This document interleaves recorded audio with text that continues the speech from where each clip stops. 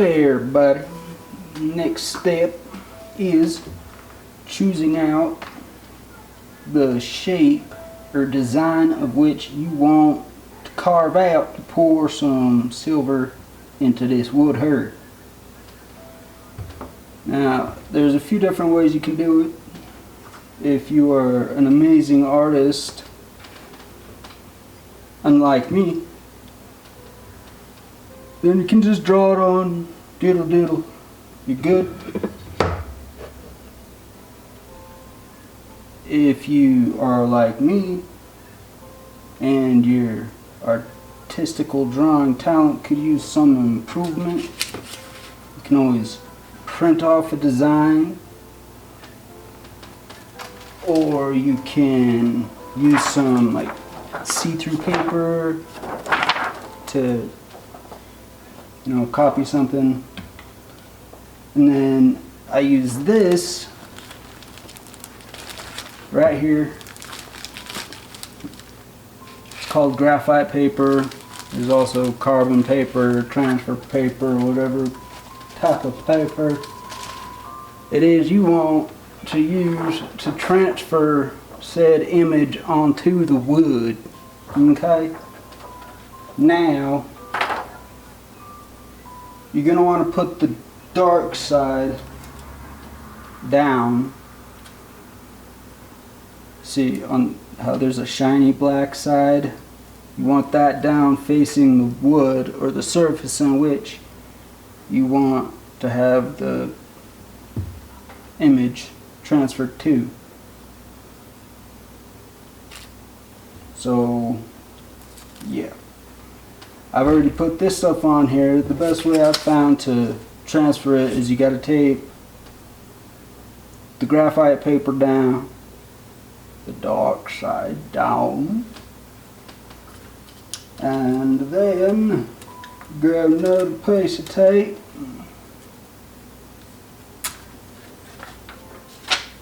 I'm going to do this honeycomb, thing.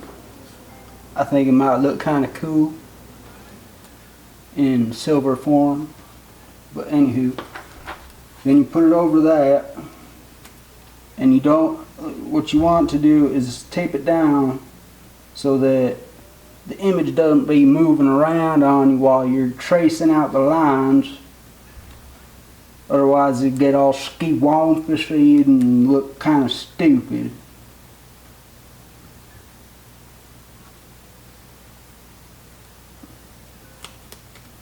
So you just taper down. You can do it in just one place, but you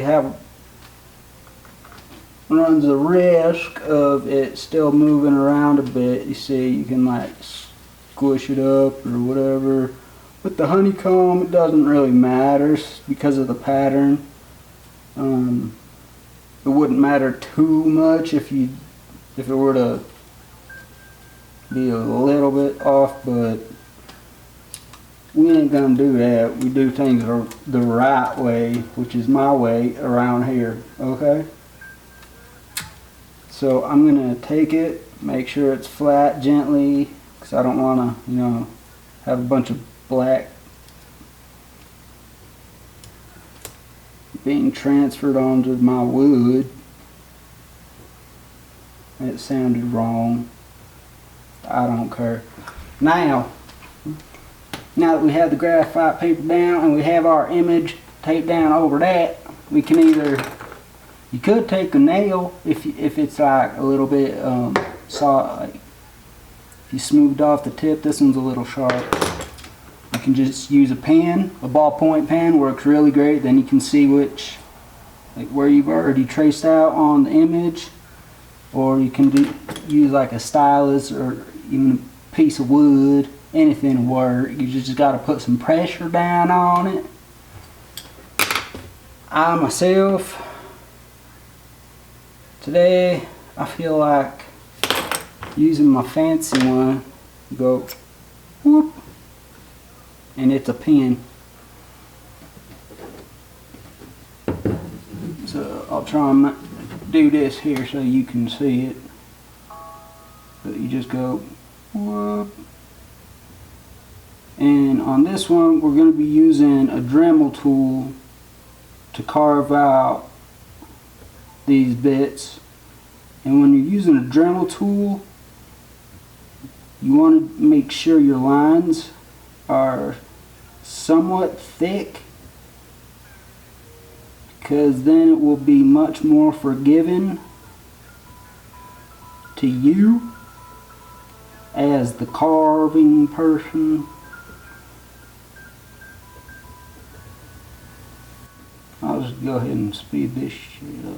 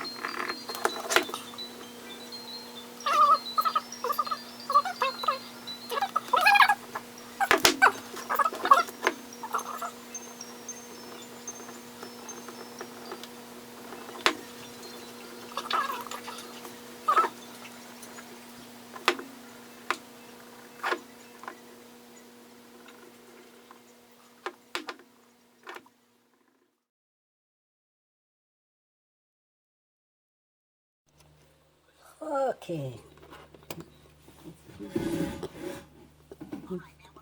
We're going to start by using some hand tools to start out the straight lines.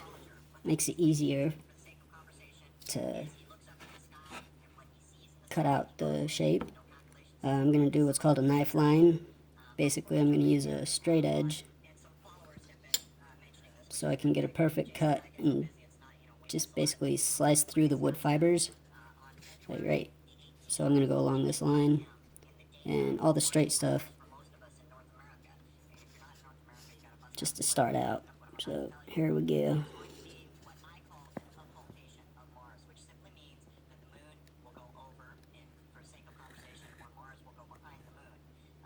I'll go over it a few times just to make sure it's deep.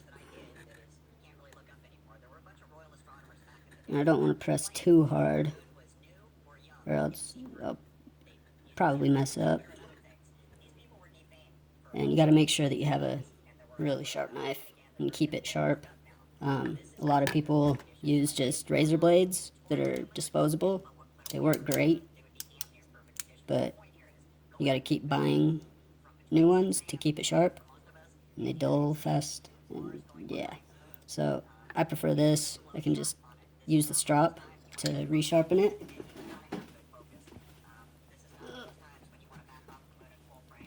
I use this bloody thing here. Hey, just go. Whoop, whoop, whoop, whoop, whoop, wing. You do that a few times. But that's not what this veg is about now, is it? Nope, it's not. So back to work here.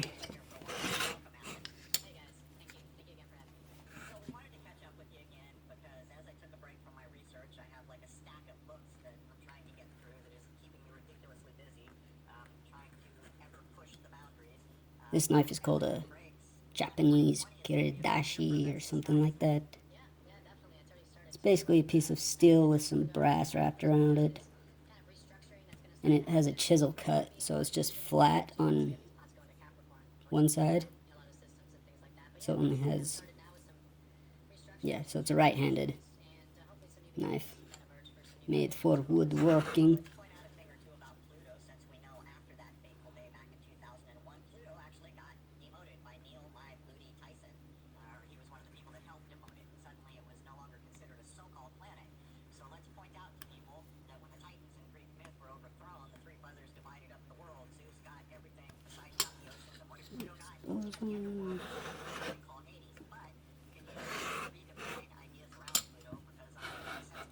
I'm just trying to hit the straight lines with this right now.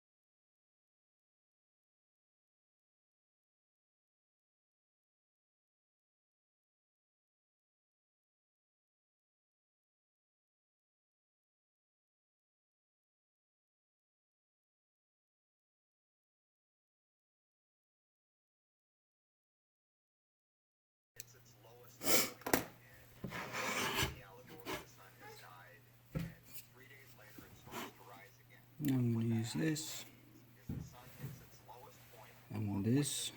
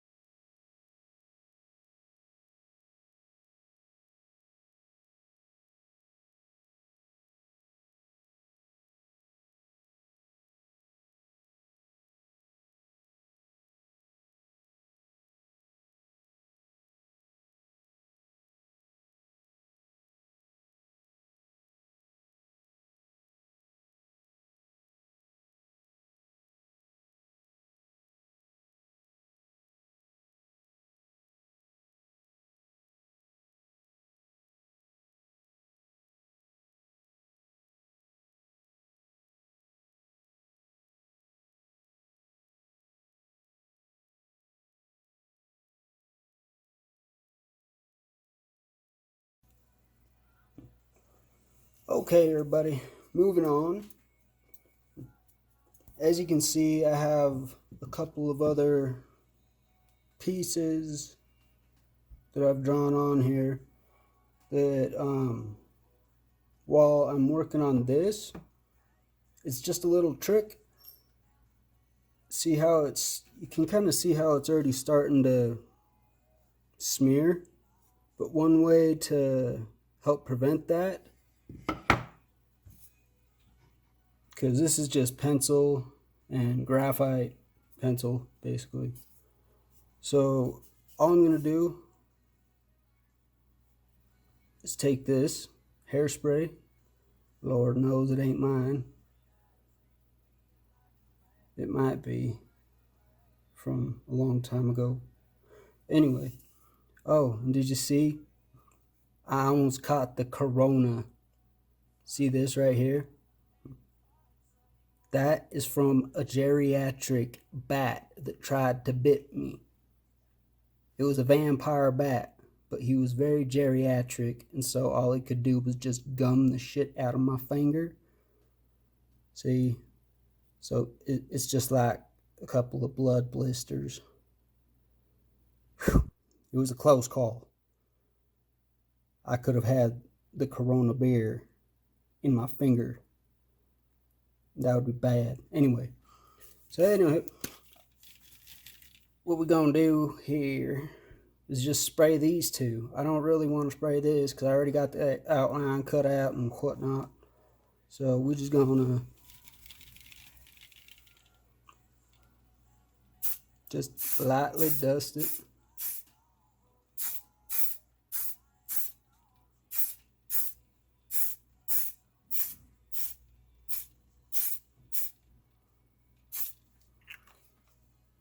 Yes, that was lightly. Anyway, I'm just gonna give that a couple minutes to dry completely, and then I'll show you how to use this. It's a hand router, and we're just gonna make sure all this stuff right here, it's the same depth. I'm gonna get all this other junk cleared out, and this is the hand way. Then we'll move on and maybe do this one with some power tools. Cool? Be right back. Watch out for geriatric vampire bats. It still hurts. Okay, it's dry now. You see, I can do this and that, and it doesn't mark it all up. So, moving on here. I think y'all can see it. Can you see it? We'll do this. Okay. That's better. Y'all can see. So, this is my hand router. And what you got to do, you got to unlock it so this thing can move freely.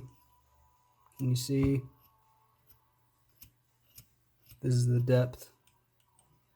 Basically, you put it over the spot you want to route out, make sure it's all level, and then you just lower the blade until it hits a good spot, like the lowest spot that you want to make it all level at. Then tighten her up.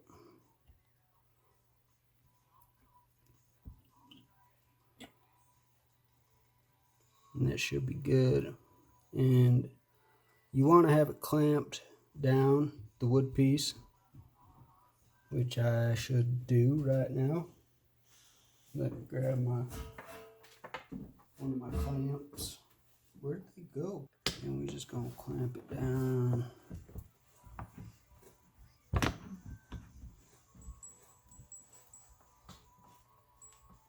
Because when I start cutting, I don't want the blade moving the workpiece all over the place. So now that I have it all, I have the depth where I want it, you're just going to take this, start cutting it out. It's like boom. Just like that.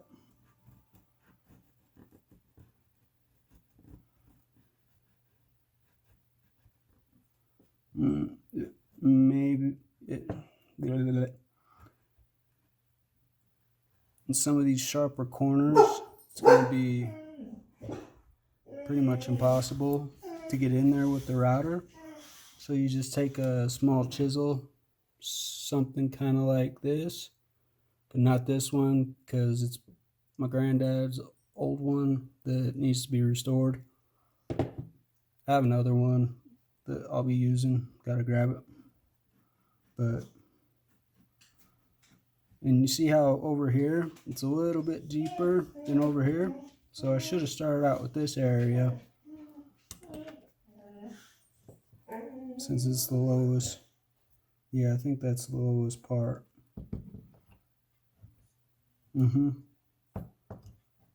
But you just want to take a small bit off at a time.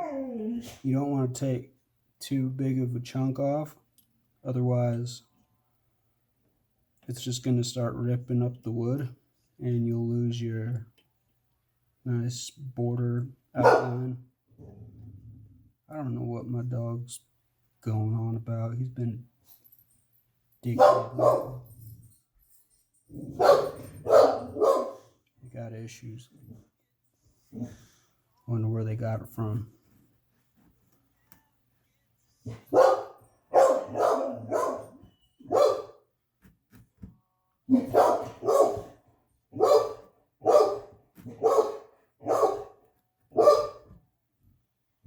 Quiet down.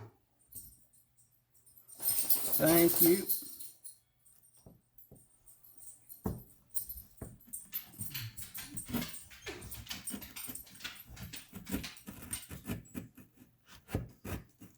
See, I'm almost taking too thick of chunks off. I might need to sharpen this. Just touch it up a little too. Because remember what I said, sharp tools. If tools ain't sharp, something bad's gonna happen. Whether it's messing up the workpiece or messing up your finger, or possibly it just like flying off and hitting the dog that won't shut up right in his mouth. You never know what could happen.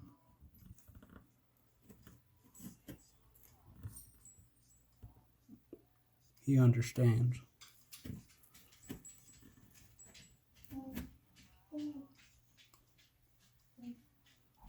I thought he understood.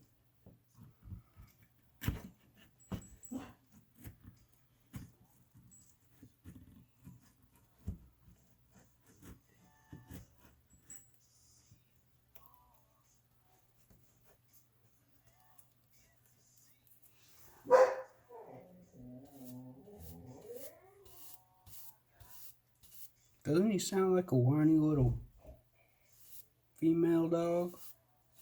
He's acting like one. Yes, you are. You can shut your mouth when you're talking to me. What did I say? You shut your mouth. He's talking back. Boy, you want me to get the stick? Don't make me take off my belt.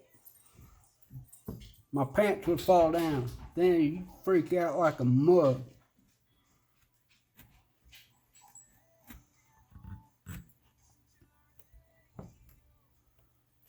Yeah, I'm gonna have to use a chisel to get into those. But you see how it's going. And I mean, this, since we're gonna be pouring silver into it, it doesn't have to be perfect, like on the bottom. But you do want your outline to be very crisp, no matter what. Just because I freaking said so.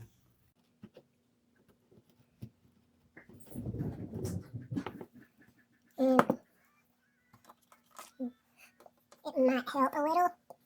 Let's see. Get this one. To make some new chisel lines around the edges. I've seen a couple areas where my border cut line didn't go down quite as deep as I thought it did. And so if you get too close to that, you can end up tearing up the edge of the wood. So you have a big old chunk just like coming up off the edge right here. So I'm just gonna do this new.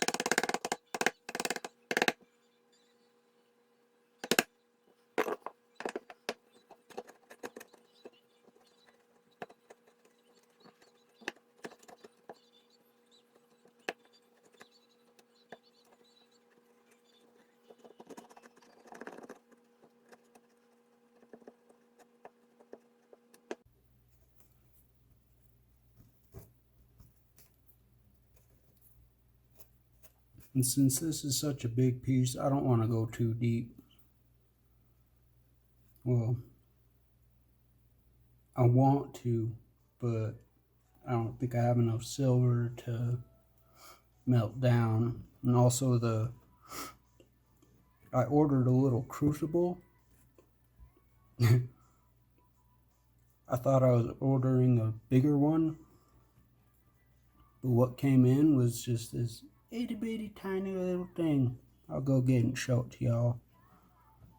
But yeah, what I thought it was gonna be and what actually came in the mail were completely different than what I thought it was supposed to be. But yeah, so I'm gonna, like the larger pieces like this, I'm gonna have to keep it somewhat shallow.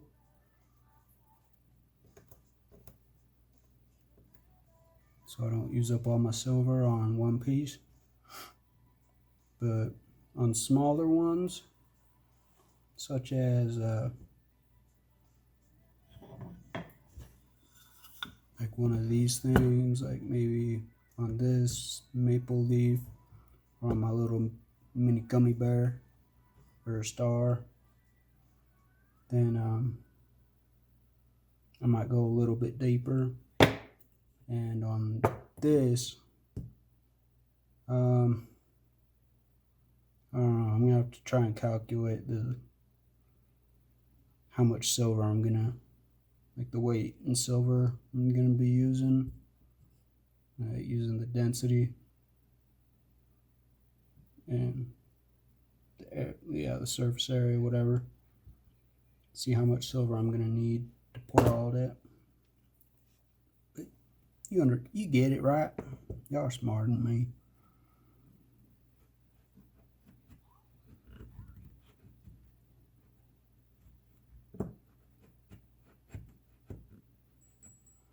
Anyway, Well, I'll finish this up, then I'll show y'all the finished product, and then I will do one of these, or I could do this. We'll find out. I want to do this because this is going to look awesome. I mean, silver honeycomb. I mean, what bear wouldn't just love that, you know, better than honey? Bees and honey for money. I think that's an old British saying. You know, got the bees, got the honey, bees and honey money. Yeah, I'm sorry, they don't.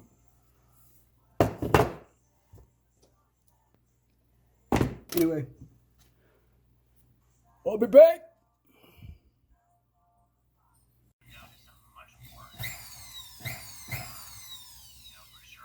I'm a race car driver.